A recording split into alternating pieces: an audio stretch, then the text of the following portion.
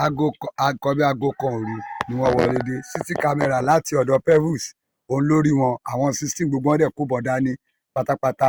Àwọn ta ni? Àwọn Fúlàní Boko Haram gbogbo náà kó bọ̀ dání pátápátá. Níbo náà wọlé sí? Wọ́n wọlé sí Ìmọ̀sán ní oríta Pebbles gangan. Ìmọ̀sán níjẹ̀bọ́dè. Ìmọ̀sán níjẹ̀bọ́dè gangan, Ìmọ̀sán gangan.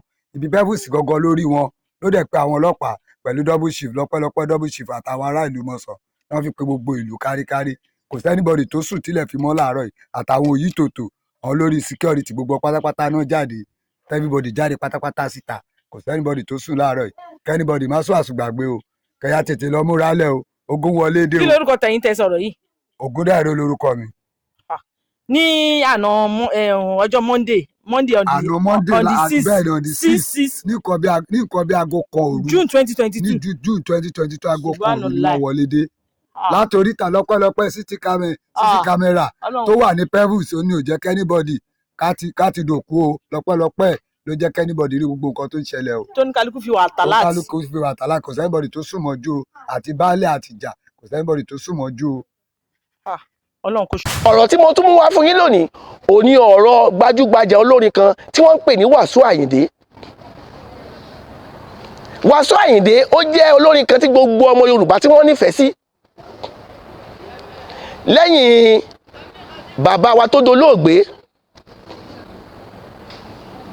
Síkírù Ayinde Barrister, Kollington Àyìnlá, òun náà la máa mú King Wasiu Ayinde. Ṣùgbọ́n Wasiu Ayinde ó ti ta respect ẹ̀, ó ti tà dànù. Wasiu Ayinde ti ta respect ẹ̀ dànù nítorí owó, nítorí mandate. Àwọn olórin tá a mọ̀ níjọ́ kìíní àná wọ́n máa ń forí sọ gbogbo ohun tó ń ṣẹlẹ̀ láàrin ìlú ni.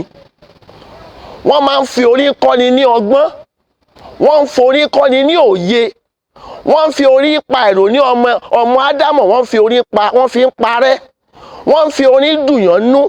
Tẹ́lòmíì bá ń ronú tó bá gbọ́ orin, ìrònú ẹ̀ máa ń dínkù ni. Wasiu Ayinde orin tá a mọ̀ tó máa ń kọ tẹ́lẹ̀tẹ́lẹ̀, orin tó ń dùn ọmọ Ádámọ̀, tó ń dùn ọmọ Yorùbá nínú ni lòun máa ń kọ, àwọn èèyàn sì nífẹ̀ẹ́ gidi gan. Ṣùgbọ́n you have lost your respect to a lot of your fans. Ẹlòmíì orin tó ń kọ ni wọ́n fẹ́ràn, wọn ò nífẹ̀ẹ́ ìwọ gangan nítorí pé Ọlọ́run fún ẹ ní ẹ̀bùn. Ṣùgbọ́n ó yẹ kí ẹ̀bùn tó ní ó yẹ kó ní value nínú society. Ẹni kí n ṣàwò nígbà tí ààrẹ orílẹ̀-èdè Nàìjíríà ń gbà kan rí, bàbá Olúṣẹ́gun Ọbásanjọ́ tó wà lórí àlééfà, tí gbogbo nǹkan lé ńgbà náà tá a rò pé ó lé ní tá a ṣáàmọ̀ pa àti ìrìn kankan. Wasiu Ayinde jáde ó mórin sẹ́nu, kò sí tí ò sọ síjọba Olúṣẹ́gun Ọbásanjọ́ tán. Ó ní kán fún bàbá láyè kí bàbá máa lọlé. Nǹkan mélòó ni Olúṣẹ́gun Ọbásanjọ́ ṣe ń gbà náà tá a fi ní pé kẹ́ ẹ fún láyè kí bàbá máa lọlé. Ìgbà tó wá dìgbà ti Buhari láti bí ọdún bíi 7, Wasiu Ayinde ò máa sọ nǹkan kan. Wasiu Ayinde kò sọ nǹkan kan lórí ìjọba Muhammadu Buhari nítorí ìkíni pẹ̀lú gbogbo ohun tó ń ṣẹlẹ̀ nílẹ̀ Yorùbá. Bó tiẹ̀ fi Muhammadu Buhari tó tiẹ̀ fi kọrin, gbogbo tó ṣẹlẹ̀ pẹ̀lú ọmọ Yorùbá ò lè fi sọ̀rọ̀ kó o fi kọrin.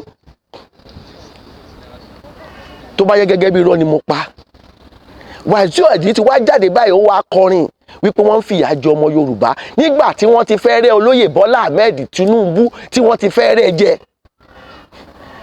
Ibi tí wọ́n gbẹ́kẹ̀lé, ibi tí wọ́n gbọ́kànlé ọ̀nà ògbàbẹ̀ lọ, ó wá ṣẹ̀ṣẹ̀ wá jáde wá bẹ̀rẹ̀ sí ń kọrin. Ó wá bẹ̀rẹ̀ sí ń kọrin kí Vice President Ọ̀ṣínbàjò kó kọ̀wé kó fiṣẹ́ sílẹ̀ wípé nítorí pé àwọn Fúlàní Haúsá yìí wọ́n ń rẹ́ wa jẹ láti bí ọdún 7 ó ní kí Bọ́lá Ahmed Tinubu ọmọ olódòdó ó ní kó sọ̀rọ̀. Ìgbà yìí làárọ̀ tárígò yín wá ń sunkún oge nígbà tán ti fẹ́ pa wá tán.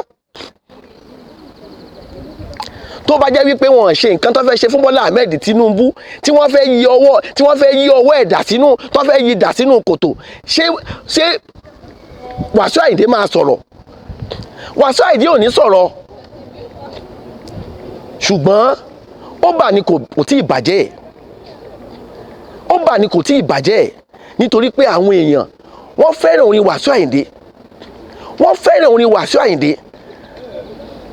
À ń bẹ̀ yín ni gbogbo ẹ̀yin tá à ń wò as a role model, ẹ má fi ìyà jẹ wá gbé, ẹ má jẹ́ kí ìyà jẹ wá gbé. Mo fẹ́ kí Wasiu Ayinde, a fẹ́ kó ṣe àtúnṣe. Mo fẹ́ kí Wasiu Ayinde ṣe àtúnṣe lórí gbogbo rògbòdìyàn tó ń ṣẹlẹ̀ nílẹ̀ Yorùbá. Kì í ṣe pé Bọ́lá Ahmed nìkan kọ́ ló máa sọ̀rọ̀. Kì í ṣe òun nìkan ló máa sọ̀rọ̀. Gbogbo yín pátápátá, gbogbo ẹ̀yin tẹ́ ń kọrin nílẹ̀ Yorùbá, gbogbo yín la fẹ́ kẹ́ sọ̀rọ̀ sí gbogbo tó ṣẹlẹ̀ nílẹ̀ Yorùbá. Gbogbo marginalization tó ń ṣe fún táwọn Fúlàní àwọn Haúsá tí wọ́n ń ṣe fún wa. Mo fẹ́ kí gbogbo àwọn àgbààgbà Yorùbá, gbogbo àwọn olórin, Wasiu Ayinde ni o, Obesere ni o, Òṣùpá ni o, kí gbogbo wọn sọ̀rọ̀ sí gbogbo tó ń ṣẹlẹ̀ nílẹ̀ Yorùbá. Kó má jẹ́ kí ìyà jẹ Yorùbá gbé. Mi ì fẹ́ ká sun àsùnpìyè nítorí pé this is just the beginning. Àwọn Fúlàní Haúsá yìí wọ́n ti yí gbogbo ilẹ̀ Yorùbá ká. Òtítọ́ ọ̀rọ̀ ni mò ń bá yín sọ bí mo ṣe ń sọ̀rọ̀ yìí. Àwọn Fúlàní Haúsá wọ́n ti yí gbogbo ilẹ̀ Yorùbá ká. Ìsinyìí ẹ̀yin Lagos State, mo fẹ́ kẹ́ ẹ fura. Ìlú Èkó, mo fẹ́ kẹ́ ẹ fura. Gbogbo ẹ̀yin tẹ́ ẹ máa ń lọ sí patí nílé ìjọsìn, àwọn ibi tí wọ́n ń tájẹ̀tì nìyẹn.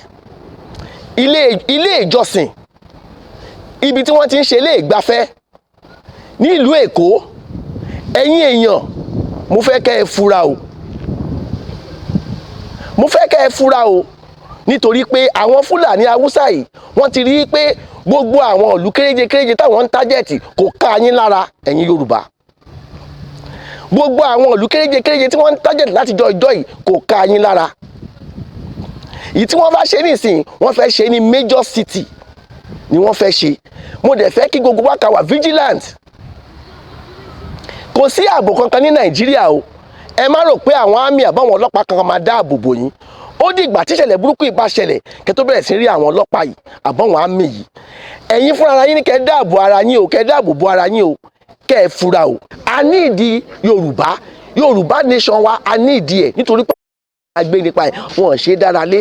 A máa tẹnumọ́ o. Yorùbá nation shall surely stand one day.